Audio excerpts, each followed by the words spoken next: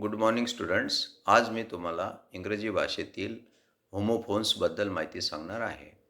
Homophones म्हणजे अशा शब्दांची जोडी की ज्या शब्दांचे उच्चार सारखे असतात. दोघी शब्दांचे उच्चार सारखे असतात, परंतु स्पेलिंग आणि अर्थ आणि त्यांचे पार्ट्स ऑफ स्पीचसुद्धा वेगळे असू शकतात. अशा शब्दांच्या जोडीला होमोफोन्स असे म्हणतात. HOMOPHONE. उदाहरणार्थ, DEAR डिअर म्हणजे प्रिय आणि DEAR डिअर म्हणजे हरिण. जर तुम्ही या शब्दांची उलटापालट लिहिताना केली तर खूप गमती-जमती होऊ शकतात.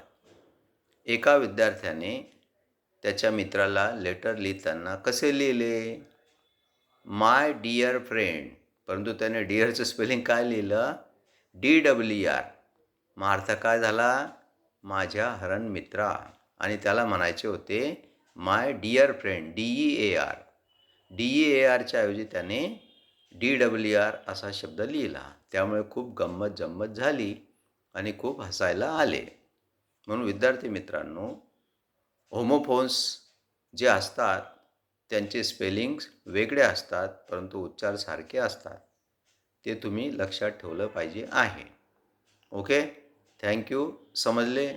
ओके. See you.